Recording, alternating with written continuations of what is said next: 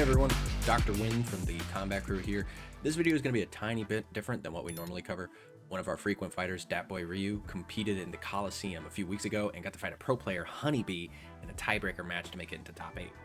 Ryu was kind enough to share the recording of the match and do a bit of a retrospective with me on the fight and the process of fighting his way through the Kolosseum event. Shout out to HoneyBee and his channel. He's an incredible player and he posts a lot of great videos. Also shout out to the Kolosseum for putting on an awesome tournament each week. I have links to both their channels in the description, and I recommend that you check them out if you are into the competitive Mortal Kombat scene. Now on to the video. Actually, one of the questions that I have for you is, so how many fights did you actually do up until you got to this one? 12. You had 12 fights, Jesus. Yeah. Yeah, and that was, and so that tournament was all in one day? Is that right? Yep. So how it works in the Kolosseum tournament is you do full play for about 2.5 hours based on your record and win percentage. That's how it puts you in the standings as far as, you know, whether you're top 8 or not. Okay, gotcha. I mean, that's a lot of coordination to be doing pools for that long. I didn't realize. Yeah. It's kind of fun though. I like the format. Gotcha. Oh, that's super neat. Yeah. So I think he might get here. Those air projectiles, or that stuff that he's doing right there, that Yeah. I think was like the biggest bane of your existence in these early fights. Like, God, like look at that, just the fucking launchers in a Movado. Yeah, dude, that got me a few times, but what was really frustrating was he kept getting me with the stupid the low slide, and I wasn't reacting and blocking low. Like, he was hitting me with it from, you know, full, almost full screen, which could lead to a combo. So that was really frustrating. It gave me so many just gimme combos. I feel like these first couple games, especially this one, could have went a bit better. Gotcha. Yeah. Because he hit me with those like 4 or 5 times. I'm like, why am I not reacting to this? This is not hard to react to. Yeah, it's that whole, like, it's similar to like what Old Man will say, which is just like trying to react online is like so hard. Yeah, I don't know if it was nerves or something. I don't know. I just wasn't really, I don't think I was thinking. I don't play against Noob that much. Yeah. But I mean, I've labbed against him in practice mode, so I kind of have an idea of the game plan. But I have never really played against a Noob Movado. So I think that's where he kept getting me with the slide, because usually you run into Noob Janet and people don't do that slide as much. It doesn't lead to such a big thing as it does with Noob and Movado. Gotcha. So like right there. There, like, yeah. I don't know what I'm doing. Like, that was so frustrating. And then you just caught me not blocking. I actually, what I set up is I actually set up like a recording of myself watching you do the fight. So I was like, I had like my mic on and I recorded the fight as well, just reacting to it. And dude, I was so hyped to see you take the first round too. Like, coming in, I was like, cool, that's perfect showing. Like, yeah, that was amazing. Yeah, no, it felt good to win that first round, like the very first round in the first game. That definitely helped settle my nerves a bit. And for sure, I was gonna say that's gotta 100%.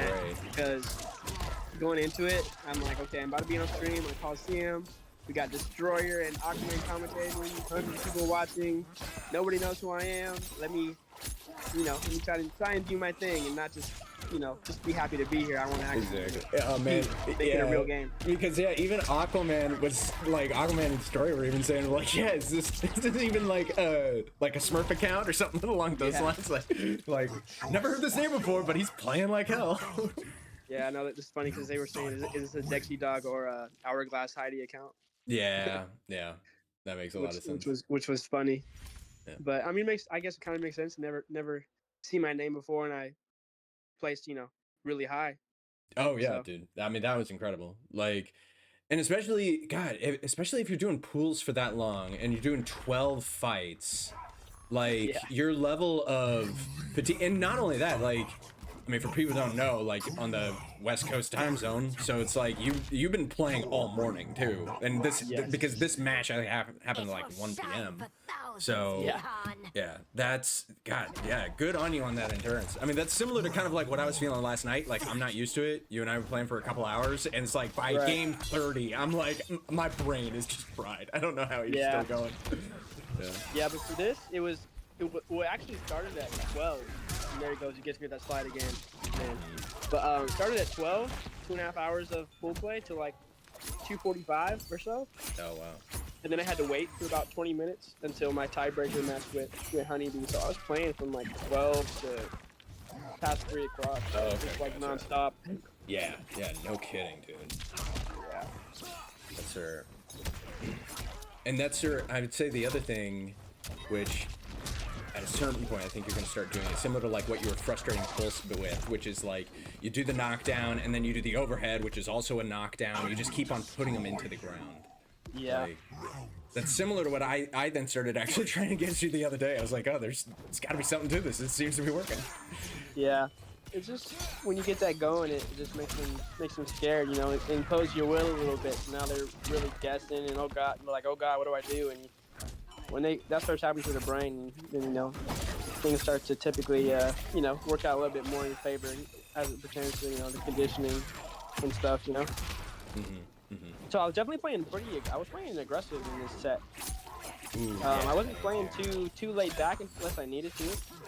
I feel like that's the problem with me sometimes, is sometimes I play too timid, and the bad thing about that is it doesn't allow me to impose my will or conditions, or it makes me easy to defend against. But this match, I started out, you saw the very first 5 seconds, I started out with a walk up, one mid stagger to a grab. So I'm like, I need to impose my will against a guy like this. I can't just sit back and not do anything. Yeah, and it might be here because the other thing that you start doing really well is that you end up just effectively zoning super well at some point. But yeah, at least in this moment, you're getting way more in the face. But you'll drop back, avoid the projectiles, and you do the lat hat, just keep him at bay. Yeah. That right there, that happened to me twice. It killed me. I think both times it happened to me, it basically killed me, lost me the round almost, except for this round when I got him. But it happened to me again. I don't know. He blocked the low, and the low hat is negative now. It's not plus anymore. So like that can happen now, I guess, if I hit him with a low hat and he blocks it, and then I keep pressing the button so he can press like before me. Gotcha. So got me bad with that. So at this point, when you're in that position, was your thought like, oh, I just need to? Were you waiting for the ball roll, or are you you're just like, find the right, get the whiff, get the ball roll, go into fatal, take the game. Yeah. Because right here, where I did the ball roll, that wasn't like random. He kept jumping, and I was like, okay, jump one more time, and he did. And that's how I got him. I was waiting for him to jump again, and he did. So I was able to get that fatal too right before he got the breaker, which was very nice. Gotcha. But yeah, he was jumping. I was like, okay, do it again, please. I only did one random ball roll. All the other ball rolls in this whole set were all just whiffs. That was that's actually something that I made a statement on in one of the commentaries that I did with Old Man and King Zoe, is that I keep on saying YOLO ball roll, but I feel like that's disingenuous because they feel very strategic, actually. They're not just doing it randomly. I would agree. I would agree with that. I definitely agree with that.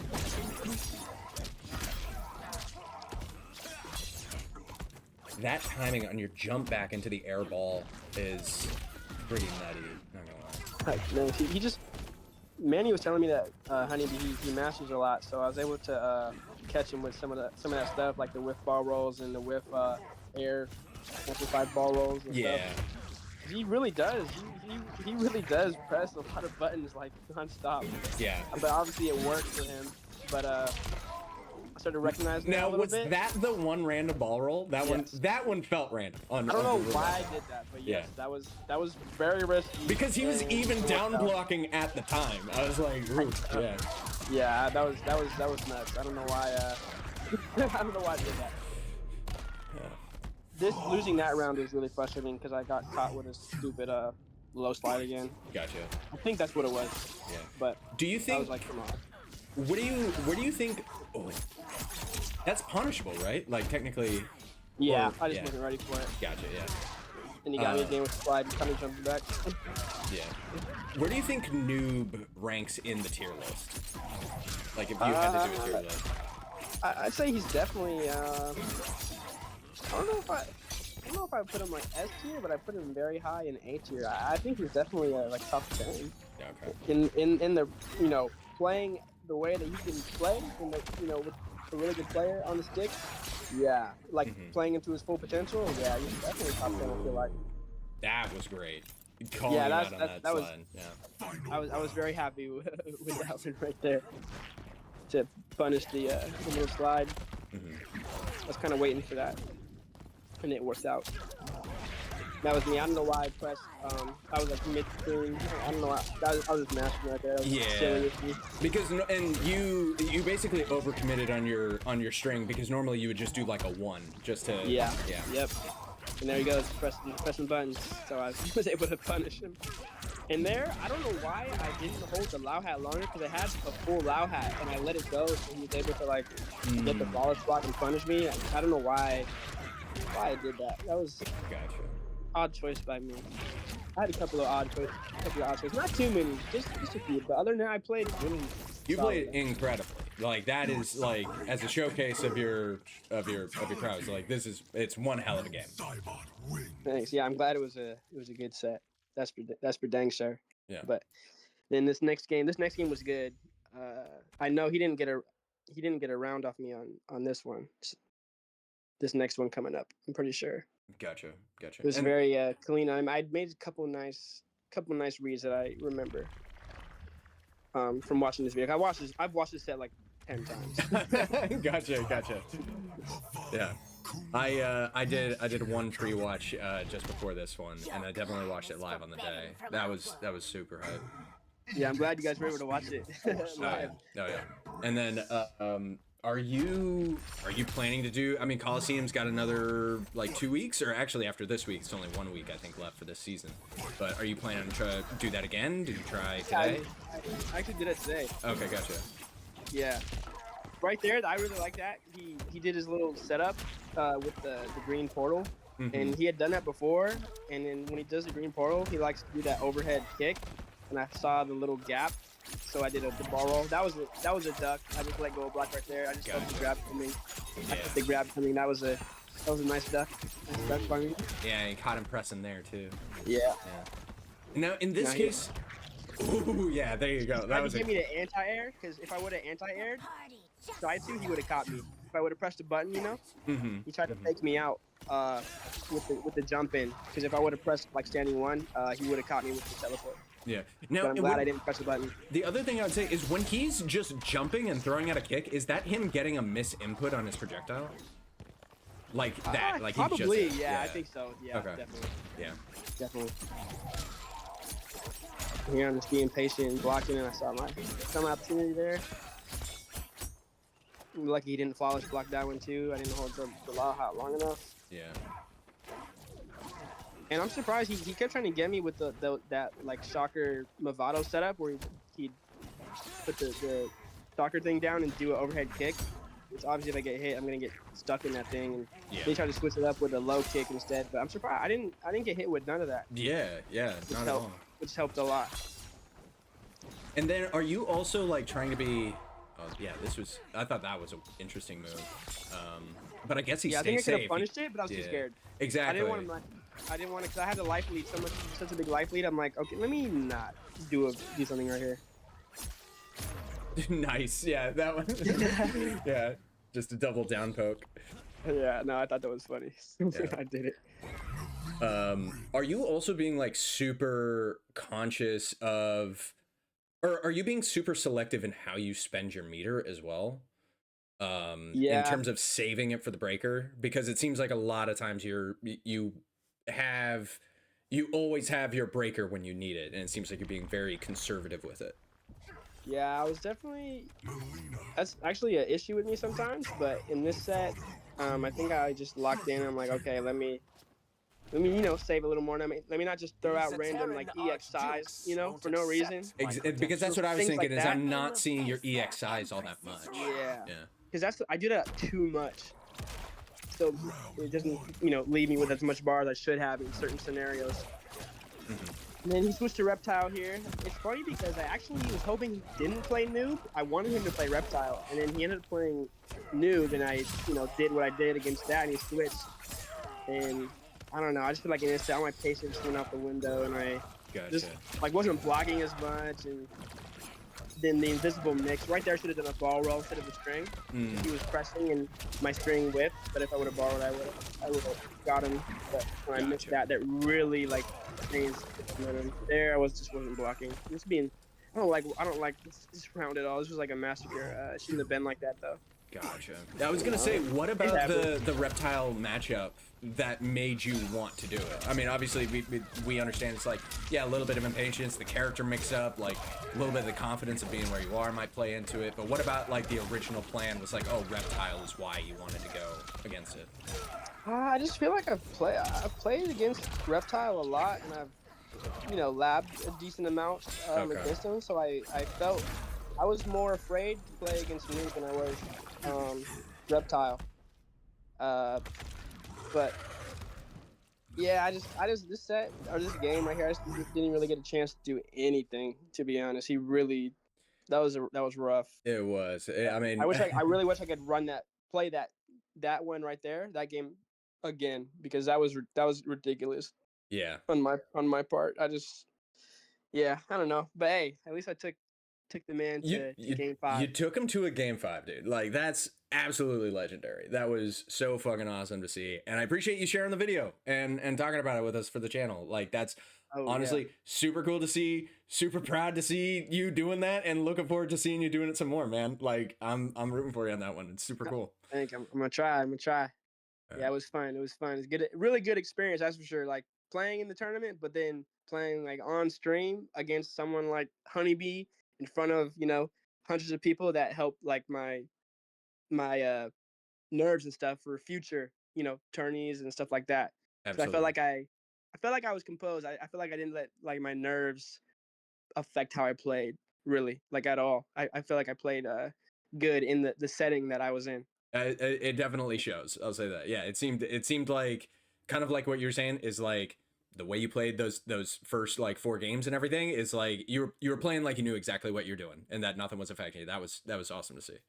Yeah, that's the thing. I didn't want to have no regrets in this set against HoneyBee, like regrets in the sense of letting nerves affect how I play and making me do things I don't normally do and just stuff like that. Yeah. So I feel like I played pretty composed, did my thing, especially when I won that first round and then won my first game. I was like, okay, I can do this. But it's just frustrating because I felt like after game 4, especially when he switched, I had all the momentum and I just let it all go in the final game. But yeah. It's all good. Good experience. It's all good, man. It was fun. I feel happy with what I did. I bet you'll get another chance at it. Like I bet you will. So I mean, yeah, great job, man. Awesome games, and yeah, like hey, here's to the future. Thank you.